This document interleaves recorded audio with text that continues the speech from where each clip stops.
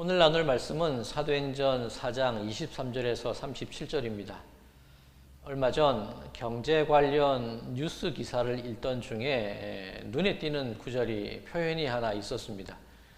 출산율이 곤두박질 치는 나라에서 부동산에 투자를 한다는 것은 침몰하는 배에 몸을 묶는 것과 같다. 이런 내용이었는데요. 부동산에 대해서 말씀드리려는 것은 아니고 침몰하는 배에 몸을 묶지 마라. 이 표현에 대해서 말씀을 드리려고 하는 것입니다. 오래전 영화를 본 적이 있는데 태풍이 불고 큰 풍랑이 치는 바다에서 선원들이 파도에 휩쓸려 가지 않기 위해서 자기 자신을 돛대에 묶는 그런 장면의 영화가 있었습니다.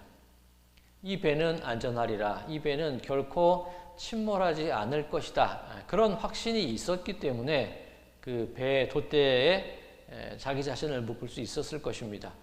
즉 내가 절대적으로 믿을 수 있는 것, 절대적으로 신뢰할 수 있는 그것에 나를 맡기라. 그런 의미가 될 것입니다. 자, 오늘 본문 말씀으로 돌아와서요. 솔로몬 행각에서 베드로가 예수님을 그리스도로 선포하는 설교를 하게 됩니다. 그것이 이 관리들과 이 유대인들 관원들의 마음에 들지 않아서 산헤드린 공회에 세워지게 되었죠. 그리고 온갖 협박을 받은 이후에 베드로와 요한이 풀려나게 됩니다. 자, 그 이후에 이 풀려난 이 사도들이 어떤 일을 했는지, 무엇을 했는지 그것에 관한 것이 바로 오늘 본문의 말씀입니다. 오늘 본문 사도행전 4장 23절과 24절 앞부분입니다. 사도들이 노임에 그 동료에게 가서 제사장들과 장로들의 말을 다 알리니 그들이 듣고 한 마음으로 하나님께 소리를 높여 이르되. 자, 풀려난 사도들이 와서 자기들과 함께한 동료들에게 대제사장과 장로들의 말을 전합니다. 협박한 그런 얘기를 전한 것이겠지요.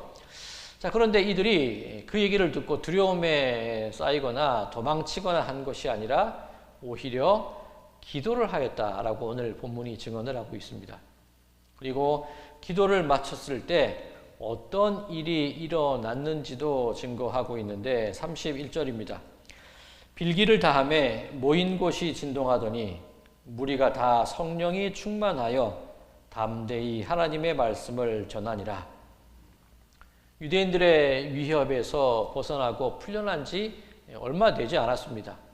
그런데 곧바로 저들은 하나님께 기도하였고 오히려 성령을 받고 오히려 담대한 마음으로 말씀을 전하게 되더라. 이것이 오늘 본문이 증거하고 있는 내용입니다. 자, 위기라고 여겨질 그때 만약 사도들이 그곳에 모인 무리들이 생명의 위기를 느끼고 생명의 위협을 느끼고 자기들이 있는 곳이 안전하지 않다는 판단이 들었다면 묶여있는 줄을 풀고 도망쳤어야 합니다. 그런데 더욱더 기도하고 더욱더 담대히 말씀을 전하고 있는 것입니다. 자, 지금 읽은 이 성경 31절에 이 표현을 주목할 필요가 있습니다. 빌기를 다하매. 빌기를 다하매. 자, 이 단어가 어떤 뜻을 가지고 있을까요? 이 단어와 똑같이 쓰인 구절이 있는데 바로 에베소서 4장 16절입니다. 그에게서 온 몸이 각 마디를 통하여 도움을 받음으로 연결되고 결합되어 각 지체의 분량대로 역사하여 그 몸을 자라게 하며 사랑 안에서 스스로 세우느니라. 연결되고 결합되다 라는 이 구절이 빌기를 다하매, 이 다하다는 것과 같은 단어로 쓰여집니다. 자, 예수님의 지체된 우리, 머리 되신 예수님과 지체된 우리가 함께 연결되고 연합되어질 때에 그것이 바로 교회다. 그렇게 결합되는 것이다. 그것을 증거하는 말씀입니다. 자, 똑같이 쓰여진 단어가 여기에도 있습니다. 사도행전 4장 10절입니다. 바울이 그 환상을 보았을 때 우리가 곧 마게도냐로 떠나기를 힘쓰니 이는 하나님이 저 사람들에게 복음을 전하라고 우리를 부르신 줄로 인정함이러라. 바울은 원래 아시아로 가려고 했습니다. 그런데 환상 중에 마케도니아에 있는 사람이 이리로 건너오라, 그렇게 얘기를 했죠. 바울이 자신의 고집과 생각, 계획, 아시아로 향하려던 그 마음들을 다 접고 마게도냐로 향하게 되었는데, 그 모든 것이 하나님께서 계획한 일임을 인정하였기 때문에 그 방향을 틀었다고 성경이 증언합니다. 여기서 인정함이더라, 이것이 같은 의미입니다.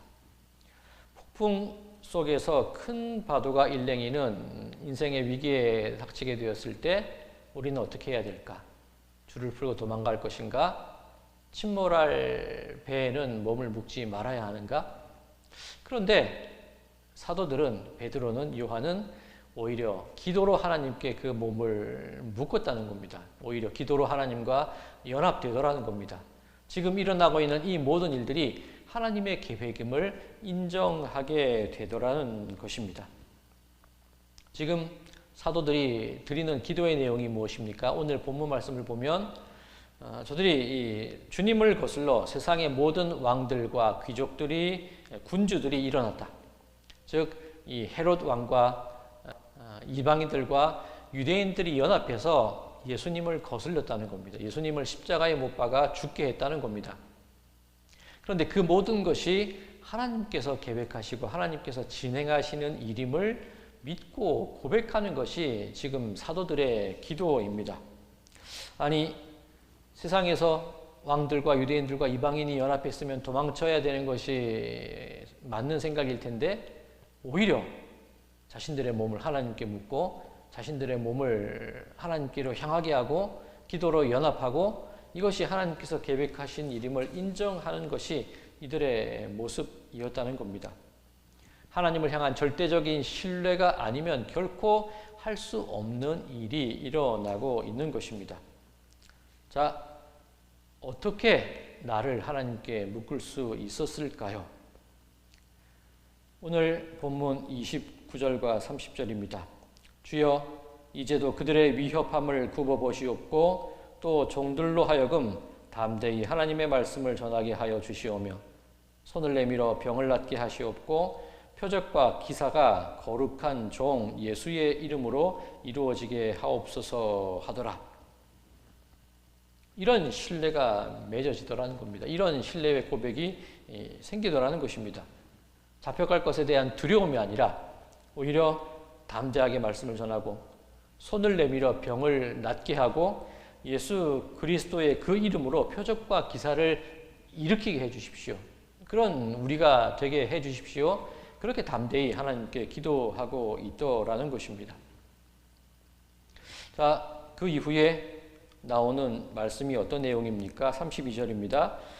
믿는 무리가 한 마음과 한 뜻이 되어 모든 물건을 서로 통용하고 자기 재물을 조금이라도 자기 것이라 하는 이가 하나도 없더라. 한 마음과 한 뜻이 되어, 여기서 한 뜻이 되었다는 것은 한 영혼이 되었다, 같은 의미입니다. 즉 사도들이, 초대교회의 성도들이 세상의 풍랑이 일면 일수록, 바람이 거세지면 거세질수록, 세상의 왕들과 권세자들이 우리를 거스리면 거스를수록 오히려 기도로 묶이고 하나님께 묶이고 서로 묶이고 한 마음으로 묶이고 한 영혼으로 묶여지게 되더라는 겁니다. 그리고 저들이 서로 물건을 통용하고 자기 것이라고 주장하는 일이 없었다. 그렇게 오늘 본문은 증언합니다. 자, 예수를 그리스도로 시인하면 출교를 당하던 시대였습니다. 어떤 경제적인 혜택도 누릴 수 없고 어떤 보호도 받을 수 없는 상황이었는데, 저들이 기도로 모이게 되자, 기도로 뭉치게 되자, 기도로 엮이게 되자, 기도로 한 마음이 되고 기도로 한 영혼으로 묶여지게 되자, 결코 침몰하지 않는 하나님께 묶여지게 되자 오히려 세상 권세자들이나 세상이 주는 평안함보다 더욱더 강력한 믿음과 평안과 담대함이 저들에게 생겨나더라. 이것이 오늘 본문이 증거하고 있는 말씀입니다. 사랑하는 성도 여러분들, 하나님은 결코 침몰하지 않으십니다. 여러분들의 삶 속에 세상의 두려움과 풍랑이 밀어닥칠 때에 기도로 하나님께 여러분들을 묶으시는 모든 분들의 삶이 되시기를 간절히 소망합니다. 무엇으로도 흔들리지 않고 무엇으로도 빼앗길 수 없는 그 담대한 믿음과 간절한 소망을 하나님께 향하시고 바라기는 오늘 이 하루가 세상 속에서 하나님께 기도로 묶여지고 감사함으로 묶여지고 서로 한 영혼과 한 마음으로 묶여짐을 통하여서 세상 가운데 병고침의 능력과 예수의 이름으로 기사와 표적을 행하는 능력이 여러분들의 삶 속에도 임하여지기를 나타나게 되기를 주님의 이름으로 간절히 축원드립니다. 나의 능력이 되시는 하나님 아버지, 기도로 하나님께 묶이기 원합니다. 한 마음과 한 영혼으로 예수님께 묶이기 원합니다. 나를 주관하시고 내 삶을 주관하시고 내 인생을 주관하여 주셔서 어떤 위협과 질병과 두려움 속에서도 말씀만 붙잡고 담대히 나아가도록 인도하여 주시옵소서. 예수 그리스도의 이름으로 간절히 기도드리옵나이다. 아멘.